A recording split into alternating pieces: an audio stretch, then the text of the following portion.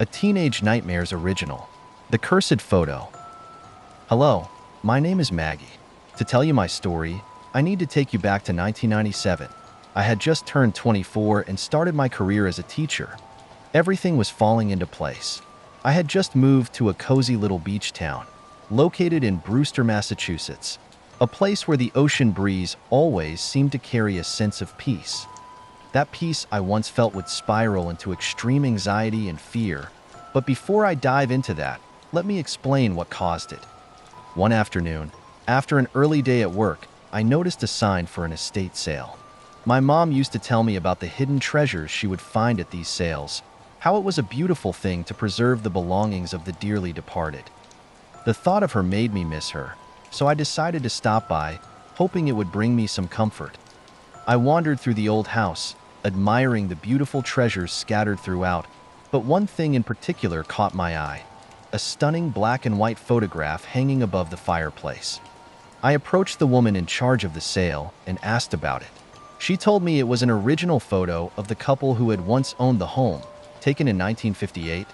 She added that it wasn't listed among the items her boss had given her, but she also knew that the elderly man who had passed had no next of kin. Anything that didn't sell would be destroyed, so she decided to gift it to me at no cost, hoping to save it from being lost forever. I gladly accepted. If only I had known the trouble it would cause. As soon as I got home, I hung the picture in my living room and went about my day like any other. Everything seemed normal until I started cooking dinner. That's when I heard it, a faint whisper. Just barely audible, like someone murmuring directly into my ear. I froze, trying to make sense of it, but the words were indistinct, more like a jumble of hushed tones than actual speech. I glanced around the kitchen, half expecting to find my cat Sully nearby, maybe making some odd noise, but she wasn't there. Instead, I spotted her through the sliding glass door that led to the yard, lounging outside in the fading light. She wasn't the source of the sound. I brushed it off, convincing myself I was just hearing things. After I finished cooking dinner, I carried my plate to the living room, set up my TV tray, and prepared for a quiet night in. I'd rented a scary movie earlier and was excited to watch it. After setting up my VCR, I popped in a copy of Scream. Everything was fine, until the end of the movie. Just as Billy Loomis was revealed to be the killer, I heard the whispers again. This time, they were clearer, unmistakable. A single word repeated over and over. Death. My chest tightened as fear crept in. The sound wasn't coming from the TV. It was behind me, way too close for comfort. I turned around slowly, my heart pounding, fully expecting to find someone standing right behind me. But there was no one. Somehow, the empty space was even more terrifying. It left me wondering what else could be lurking in my house, unseen. The thought gnawed at me, but eventually, the sharp edge of fear dulled, replaced by exhaustion. I got ready for bed, trying to convince myself it was nothing. With cartoons playing softly in the background to soothe my nerves, I finally lay down. The flickering light from the screen danced on the walls as my eyelids grew heavy. Despite the unease still curling in my stomach, sleep crept in and carried me away, until I was jolted awake by a strange noise coming from the living room. My heart pounded as I glanced at the clock. It was 3:30 a.m. My skin was clammy, drenched in sweat, and the air in the room felt heavy. I sat up, straining to listen, the silence pressing down like a weight. Slowly, I crept toward the bedroom door, every creak of the floorboards making my pulse race. Just as I reached for the doorknob, a deep, guttural growl erupted from the other side. I froze, my breath caught in my throat. There was no way I was opening my bedroom door after hearing that growl coming from right outside. I stood frozen, my breath caught in my throat, waiting for whatever it was to burst through. The silence that followed was almost worse, stretching endlessly until the first rays of sunlight crept through my blinds. By then, hours had passed, and the rational part of my brain forced me to move. I had to be at the school within 45 minutes, and there was no time to waste. My body was on autopilot as I rushed to get ready for work, but the fear lingered. I approached the bedroom door with shaking hands, turning the knob slowly. The door creaked open, and I held my breath awaiting the worst. But there was no one out there. The hallway was empty. Relief washed over me, but I didn't linger. I grabbed my keys, heart pounding in my chest, and practically sprinted out of the house. On my way out, I noticed the picture I'd bought at the estate sale was face down on the floor. A chill ran through me, but I shook it off. There was no time to deal with it now. I told myself I'd pick it up when I got back from work and hurried out the door. By the time I arrived at the school, exhaustion weighed me down like a lead blanket. My mind felt foggy, my movements sluggish. I was so out of it that I let the kids watch a movie for the entire class period. I think it was Angels in the Outfield, but honestly, I couldn't even be sure. The day blurred together, my thoughts drifting back to the growl and that fallen picture. Eventually, the bell rang, signaling the end of the day. I dismissed the class and gathered my things, but an uneasy feeling clung to me as I made my way home. What once felt like a sanctuary now filled me with dread. The thought of returning to that house after work no longer brought comfort. Instead, it stirred a gnawing question. What if something might be waiting for me inside? When I arrived, to my relief, the house seemed warm and inviting, its cozy familiarity intact for now. I kicked off my shoes at the door and headed upstairs, craving the solace of a hot shower to shake off the tension that had followed me all day. As I stood in my room, rifling through my drawer for something comfortable to wear after my shower, I caught sight of him, a man standing in the hallway. At first, I thought my eyes were playing tricks on me, but no, he was there, clear as day, and my mind didn't jump to the paranormal. I didn't think he was a ghost. I thought he was an intruder. My chest tightened with panic as I turned to grab the pocket knife I kept in my drawer. But when I spun back around, he was gone. I searched every corner of the house, heart pounding, but there was no trace of anyone. Every door and window was locked tight, and yet the image of that man in the hallway wouldn't leave my mind. A few hours passed, and darkness had settled over the house. I decided to head to my room, ready to catch up on a book and settle in for the night. As I lay in bed, wrapped in a blanket with the book resting in my hands, I heard it again. Those damn whispers. Only this time, they were louder, more insistent, as if they were closing in around me.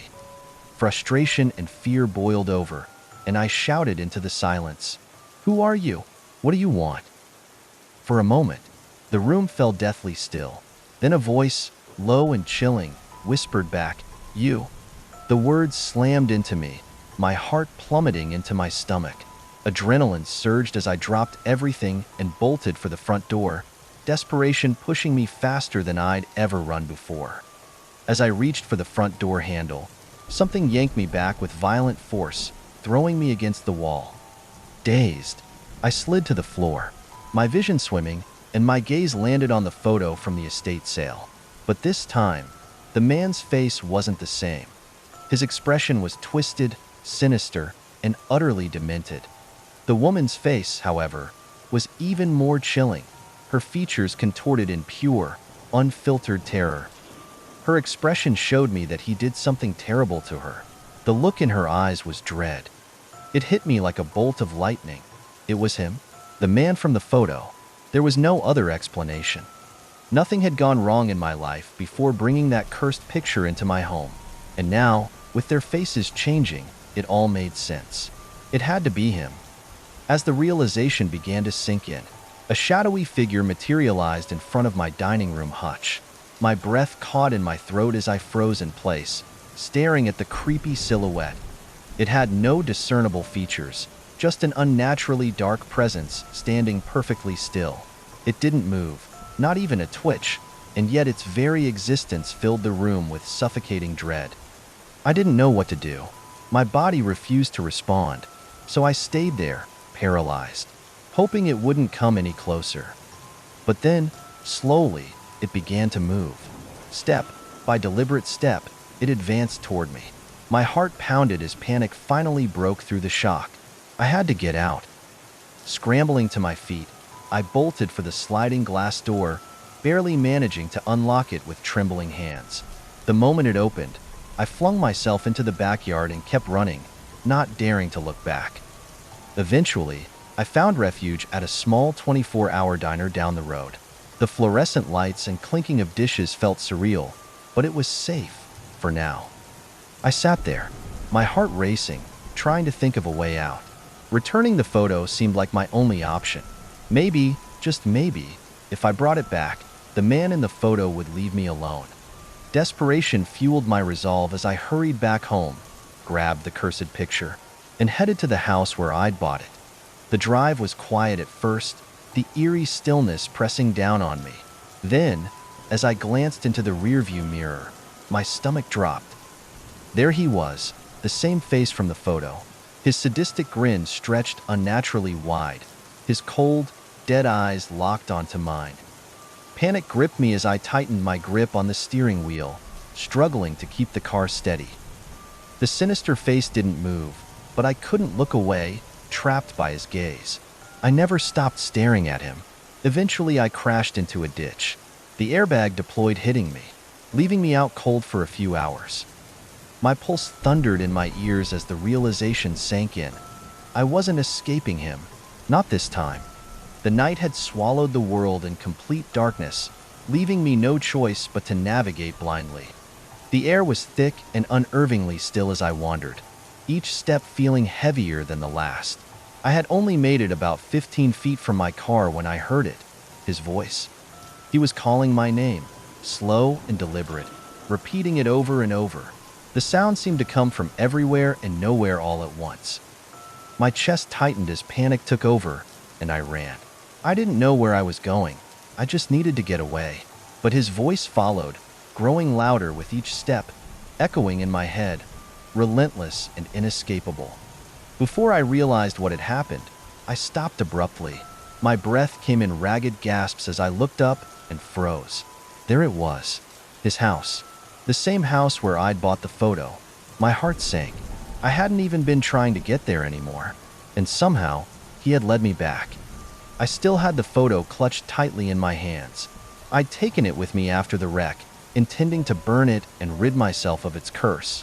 But now, standing just outside his home, I figured returning it might finally end this nightmare. The house loomed in front of me, every window darkened as if the building itself had died. A cold shiver ran through me as the air seemed to grow heavier. What once might have been an ordinary home now felt unholy, an affront to the natural world. I stepped onto the creaking porch, my heart pounding in my chest. As I reached for the door, it creaked open on its own, slow and deliberate, as though it had been waiting for me. It knew I was here. For a moment, I froze, every instinct screaming at me to turn back. But I couldn't. I had to see this through. Swallowing my fear, I stepped inside. I yelled into the empty house, my voice trembling. I'm only here to return what's rightfully yours. My words echoed into the silence, swallowed by the oppressive air. I placed the photo carefully against the wall, unwilling to hold it any longer, and turned to leave. As I neared the front door, it slammed shut with a deafening force, rattling the walls. Then I heard it, a sound that sent ice through my veins. Heavy footsteps descending the stairs, deliberate and slow. Panic clawed at my chest. My breath hitched, and tears began to spill as I realized this might be the end. But then, as if by some miracle, the front door lock clicked. It swung open, revealing the silhouette of the real estate agent. He was there to check on the house. I bolted past him without a word, my legs barely able to carry me. "Wait," he called after me. "You saw him, didn't you?" I stopped, hesitating before looking back at him. All I could do was nod. He sighed, stepping back onto the porch without entering the house. "Yeah, you're not the first. The man who lived here got away with murdering his wife. Everyone knew what he'd done, but no one could prove it. He was a monster when he was alive, and he's even worse now." His words should have terrified me, but instead, they brought an odd sense of peace. Knowing I wasn't crazy, that was the last time I saw the man from the photo, or heard from him. To the man in the photo, "Please, let's never meet again.